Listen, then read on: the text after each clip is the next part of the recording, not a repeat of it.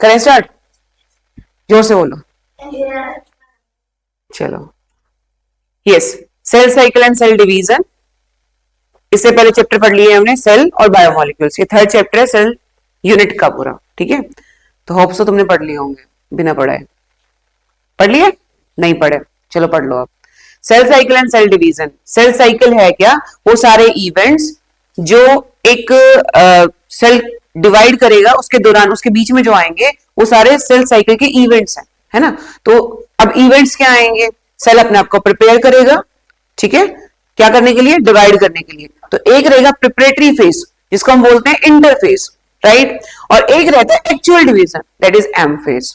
समझ आ रही है बात? तो एम फेज में एक्चुअल डिवाइड करता हुआ दिखाई दे रहा है और एक में क्या कर रहा है? वो प्रिपरेशन कर रहा है, तैयारियां कर रहा है। अब मम्मी जब खाना बनाती है तो उनको बहुत टाइम लगता है, खाने में तो लगता है इतना टाइम नहीं, तो एक्चुअल प्रोसेस को करते हुए हमें इतना टाइम नहीं लगेगा।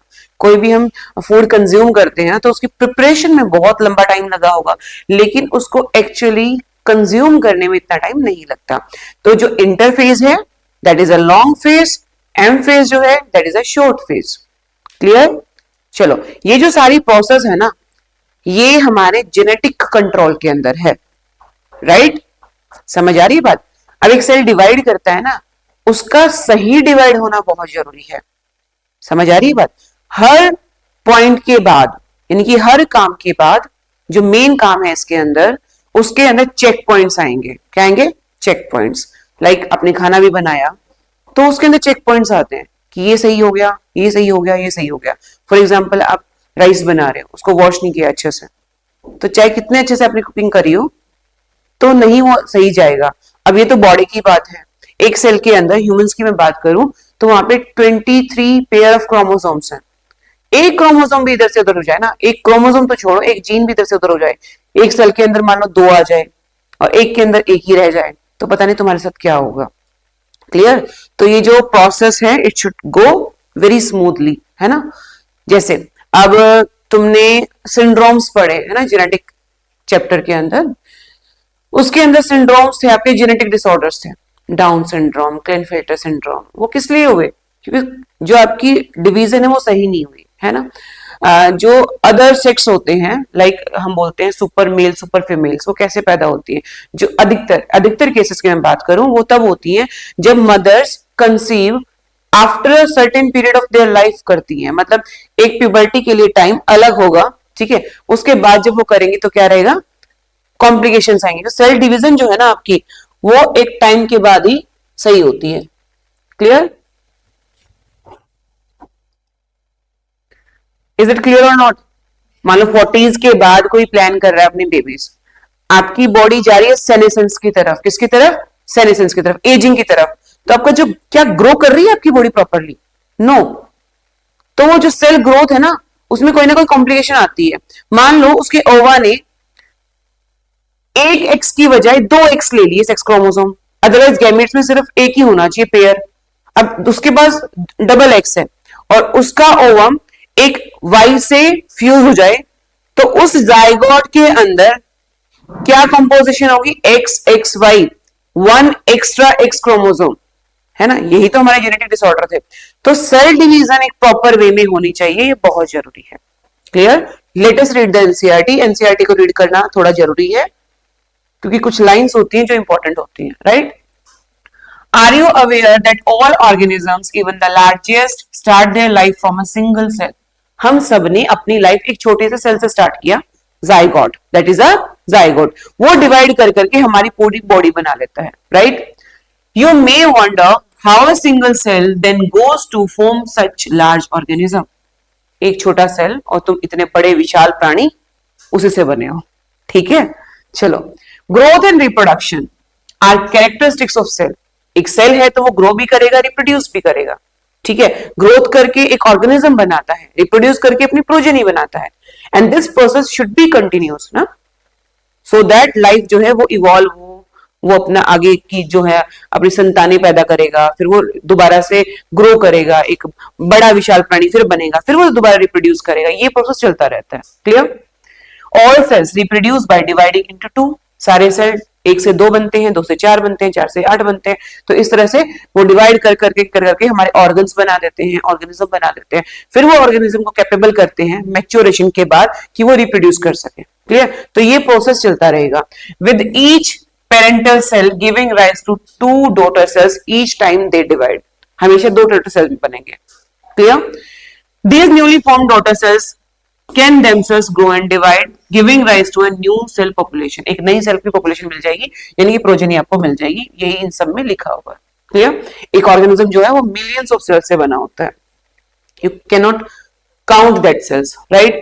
Cell cycle, what is cell cycle? Cell cycle आपको बताया कि वो सीक्वेंस ऑफ इवेंट्स है by which a cell duplicate, जिसमें एक सेल सबसे पहला अपना जीनोम जो कि न्यूक्लियस के अंदर होता है उसको डुप्लीकेट करेगा, क्रोमोसोम नंबर को डुप्लीकेट करेगा, सिंथेसाइज करेगा, उसके बाद और बाकी constituents of the cell, mitochondria, endoplasmic reticulum, जितनी भी ऑर्गेनेल्स एक सेल के अंदर होती है वो डिवाइड करेगा। उसके बाद वो पूरा 2 डॉटर सेल में डिवाइड हो जाएगा। समझ आ रही बात? एक सेल है, उसके अंदर एक न्यूक्लियस है, इसके अंदर इसका जीनोम है, तो सबसे पहले क्या करेगा? अपने जीनोम को डबल करेगा, फिर ये न्यूक्लियस डिवाइड होगा, फिर इसके अंदर की जो ऑर्गेनेल्स हैं वो डिवाइड करेंगी। Any confusion? Done. So although cell grows, cytoplasmic increasing हुआ है ना, साइटोप्लाज्म इंक्रीज हुआ, उसके अंदर जो कॉन्स्टिट्यूएंट्स है वो बढ़े। समझ आ रही है बात? उसके अंदर न्यूक्लियस जो है वो डिवाइड किया, उसके बाद उसके सेल की जो अदर कॉन्स्टिट्यूएंट्स है वो बढ़े, उसके बाद वो डिवाइड हो गया। एक सेल को 2 में बंटना है तो उसके अंदर की चीजें भी तो डबल करनी पड़ेंगी उसे, तभी तो 2 में डिवाइड हो पाएगा। क्लियर? 2 इक्वल सेल्स में डिवाइड हो पाएगा। तो वही सब चीजें एक सेल साइकिल के अंदर होती है। That is a cell cycle. This is the definition of cell cycle. Done. Next, phases of cell cycle. देखो फेजेस क्या है सेल साइकिल के अंदर? 2 रहेंगे, एक रहता है हमारा इंटरफेज और दूसरा रहता है हमारा M phase. Interphase preparatory phase है, जो ये देखो ये पूरी एक सेल साइकिल है। मान लो यहां से एक सेल चला और वो यहां तक आएगा तो 2 सेल्स में डिवाइड कर जाएगा, जैसे कि यहाँ पे हो रहा है। ठीक है, तो पहले क्या कर रहे हो? ये पूरा जो इवेंट है ये इंटरफेज है। क्या है ये? इंटरफेज है। ये छोटा सा फेज क्या है? हमारा एम फेज है। इंटरफेज यानी कि प्रिपरेटरी फेज के अंदर 3 फेजेस आएंगे, G1, S phase, G2 phase. Done. उसके बाद एम फेज के अंदर हमारे ये फेजेस हैं, जिसके अंदर prophase, metaphase, anaphase, telophase, cytokinesis. Right? Prophase, metaphase, anaphase, telophase, cytokinesis, ये जो 4 फेजेस हैं, that is prophase, metaphase, anaphase, telophase. इसमें न्यूक्लियस डिवाइड कर जाएगा। टेलोफेज के बाद न्यूक्लियस डिवाइड कर गया है। क्लियर? साइटोकाइनेसिस में एक सेल एक्चुअली डिवाइड कर रहा है, 2 पार्ट्स में डिवाइड हो जाएगा। दो, एक के अंदर एक न्यूक्लियस, दूसरे के अंदर दूसरा न्यूक्लियस, दोनों में सेम टाइप ऑफ ऑर्गेनेल। यहां तक समझ आया? अब यहाँ पे देखो G0 लिखा हुआ है। क्या लिखा हुआ है? G0। कुछ सेल्स, मान लो ये सेल था, ये सेल साइकिल के अंदर एंटर तो किया, लेकिन बाद में डिवाइड करना छोड़ देता है, अरेस्ट फेज में चला जाता है कुछ टाइम पीरियड के लिए। जैसे हम एग्जांपल दे, हमने पढ़ा भी था, जो हमारे ओवम्स हैं, है ना, जब हम अपनी मदर के वॉर्म से बाहर आते हैं, इनकी हमारी डिलीवरी होती है ना, तो उससे पहले हमारे ओवम बनना स्टार्ट हो चुके होते हैं। रिप्रोडक्शन चैप्टर में हमने पढ़ा। लेकिन ओवम रिलीज कब होना शुरू होता है? जब हमारी मेंस्ट्रुअल साइकिल शुरू होती है, प्यूबर्टी के टाइम। यानी कि वो बना तब, डिवाइड होना शुरू हो गया, बट कुछ टाइम पीरियड के लिए G0 में चला गया। जैसे ही हमारी प्यूबर्टी आएगी वो दोबारा से किस में आ जाता है? सेल साइकिल के अंदर एंटर करता है और डबल होना स्टार्ट करता है। तभी हमारे ओवम रिलीज होना स्टार्ट करते हैं, till menstrual cycle. Clear? Ovum तब बनता है हमारा। राइट और wrong? Done. So interphase is the preparatory phase and M phase is the actual division phase. Long time के लिए चलता है इंटरफेज और बहुत शॉर्ट टाइम के लिए चलता है एम फेज। और इस एनसीईआरटी में लिखा हुआ है कि एक ह्यूमन सेल को डिवाइड करने के लिए 24 आवर्स लगते हैं, ईस्ट सेल को डिवाइड करने के लिए 90 मिनट्स लगते हैं। डन। चलो। यस। जो प्रिपरेटरी फेज होता है वो होता है कि जब हम बर्थ लेते हैं तब से प्यूबर्टी स्टार्ट होता है, तो उसका इंटरफेज है। No, it's not interphase. The cell has, जो हमारा सेल है ना वो बाहर आ गया, सेल डिवाइड ही नहीं कर रहा। It is in its arrest phase. वो एक अलग पैरामीटर G0 फेज बोलते हैं उसको। समझो, ये सेल साइकिल है हमारी, सेल साइकिल है। ओवम में मतलब फोलिकल्स होते हैं वैसे तो पहले, है ना, फोलिकल्स ने डिवाइड करना शुरू किया, बट इसको पता है अभी डिवाइड करके कोई फायदा नहीं है, वो अरेस्ट फेज में चला गया, जी नॉट फेज में। The cell is not in the cell cycle right now, ठीक है। सेल डिवाइड कर रहा है, उसके अंदर एक्टिविटीज शो हो रही है, प्रिपरेशन ठीक है, लॉन्ग लगता है, टाइम लगता है, बट ऐसा भी नहीं कि सालों लग जाए। वो सालों के लिए किस में चला गया, जी नॉट फेज में चला गया, ताकि वो भी डिवाइड ही नहीं कर रहा, वो अरेस्ट फेज में है। जब एक बेस्ट पॉसिबल कंडीशंस आएंगी बॉडी के अंदर जो प्यूबर्टी में आती है, किसमें आती है, प्यूबर्टी में। हाइपोथैलेमस कुछ ऐसे हार्मोन रिलीज करता है, जीएनआरएच, 11th क्लास में, है ना, पढ़ा भी हमने केमिकल कोऑर्डिनेशन। वो गोनेडोट्रोपिन को एक्टिवेट करेगा, सेक्स हार्मोन रिलीज होंगे, प्यूबर्टी के आने से पहले उसके साइन आते हैं, है ना, facial growth, hair growth, sign आते हैं, उसके बाद you will start the puberty ना, ठीक है। प्यूबर्टी के साइन आ गए, बट प्यूबर्टी के साइन आने का मतलब ये नहीं कि you started your menstrual cycle. तुम्हें अच्छे से पता होगा अपनी बॉडी के साथ ये चेंजेस हुए हैं अभी, है ना। तो इसका मतलब ये नहीं कि आपने प्यूबर्टी स्टार्ट, जो मतलब साइन आते ही आपने स्टार्ट कर दिया, वो हुआ हार्मोन्स की वजह से। जैसे ही बॉडी में वो हार्मोन्स एंटर किए, the cell will again come back into the cell cycle due to these hormones only, वो हार्मोन्स चाहिए। फिर वो डिवाइड करना शुरू हुआ, और प्यूबर्टी जब आई उसके कुछ दिन बाद आपको मेंस्ट्रुअल पीरियड्स आ गए। Same happens with boys also. सबसे पहले टेस्टोस्टेरोन बनना स्टार्ट होगा, है ना, and then sperm secretion will be there. Clear, कोई confusion? Done. So that is the G not phase. क्या है वो? जी नॉट फेज ओ साइट में होता है हमारे, किसमें होता है? ओ साइट्स में, यानी कि ओवम के सेल्स में। क्लियर, चलो बढ़ो आगे।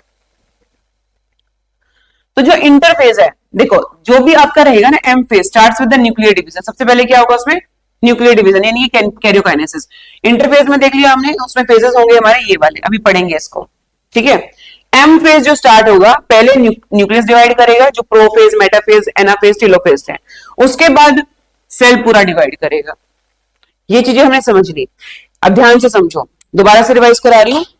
एक सेल है, सेल ने क्या किया? पहले प्रिपरेशन किया। सेल साइकिल में आने के बाद प्रिपरेशन में 3 फेजेस आए, G1, S phase, G2 phase. ये प्रिपरेटरी फेज है, कुछ ना कुछ यहां पे बनेगा। बन गया सब कुछ, cell is ready to divide, then it enters to the M phase. M phase के अंदर क्या क्या प्रेजेंट है? Prophase, anaphase, metaphase, anaphase, telophase, है ना। ये सारे फेजेस में nucleus is divided. Then cytoplasm divide होगा, सेल मेम्ब्रेन आएगी, and we will have 2 cells. हमारे पास क्या होंगे? 2 सेल्स होंगे। Any confusion up to there? ठीक है। So read your NCERT first of all, उसके बाद में तुम्हें आगे का पढ़ाती हूँ इसमें।